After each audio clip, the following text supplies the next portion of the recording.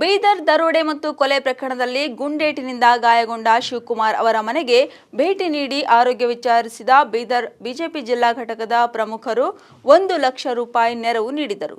ಸರ್ಕಾರದಿಂದ ಇಲ್ಲಿಯವರೆಗೂ 1 ರೂಪಾಯಿ ಸಹ ಪರಿಹಾರ ದೊರೆತಿಲ್ಲ. ಸಿಎಂಎಸ್ ಕಂಪನಿಯಿಂದ ಆಸ್ಪತ್ರೆಯ ಚಿಕಿತ್ಸೆ ವೆಚ್ಚ ಭರಿಸಲಾಗಿದೆ ಎಂದು ಸಂತ್ರಸ್ತ ಕುಟುಂಬದವರು ಅಳಲು ತೋಡಿಕೊಂಡರು. ಬಿಜೆಪಿ ಮುಖಂಡರು ಸರ್ಕಾರದಿಂದ ಪರಿಹಾರ ಒದಗಿಸುವುದಾಗಿ ಭರವಸೆ ನೀಡಿದರು. ಸರ್ಕಾರ ಶೀಘ್ರ ಸಂತ್ರಸ್ತ 2 ಕುಟುಂಬಕ್ಕೆ ಸೂಕ್ತ ಪರಿಹಾರ ಹಾಗೂ ಉದ್ಯೋಗ ನೀಡದಿದ್ದರೆ ಹೋರಾಟ ನಡೆಸಲಾಗುವುದು ಎಂದು ಎಚ್ಚರಿಕೆ ನೀಡಿದರು. ಏನ್ ಹೆಸರು ಇರ್ಲಿ ಬಂದು ಹೇಳೋ ಹೋಗ್ಯ ಮಗ ಅದ್ರ ಪ್ರಕಾರ ಇದು ಮಾಡೋದು ಮುಂದೆ ಮತ್ತೆ ಬೇರೆ ಮಾಡ್ಬೇಕು. ಸರ್ಕಾರದಿಂದ ನಮ್ಮಲ್ಲಿ ಅವು PMRG ಇದರ ಪ್ರಧಾನ ಮಂತ್ರಿ ಆವಾಸ್ದಾಗ ಮನಿ ರಿಪೇರಿಂಗ್ 3 ಲಕ್ಷ ರೂಪಾಯಿ ಕೊಡ್ಲತ್ತಾರ.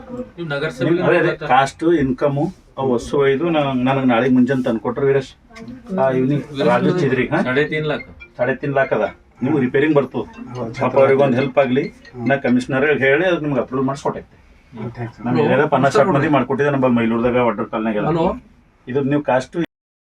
ಈ ಸಂದರ್ಭದಲ್ಲಿ ಬೀದರ್ ದಕ್ಷಿಣ ಕ್ಷೇತ್ರದ ಶಾಸಕರಾದ ಡಾಕ್ಟರ್ ಶೈಲೇಂದ್ರ ಬೆಲ್ದಾಳೆ, ಬಿಜೆಪಿ ಜಿಲ್ಲಾಧ್ಯಕ್ಷರಾದ ಸೋಮನಾಥ್ ಪಾಟೀಲ್, ಮುಖಂಡರಾದ ಬಾಬುವಾಲಿ, ರಾಜಶೇಖರ್ ನಾಗಮೂರ್ತಿ, ನಗರಾಧ್ಯಕ್ಷ ಶಶಿ ಹೊಸಳ್ಳಿ, ರಾಜ್ಕುಮಾರ್ ಪಾಟೀಲ್, ವೀರು ದಿಗ್ವಾಲ್, ವೀರೇಶ್ ಸ್ವಾಮಿ ಇದ್ದರು.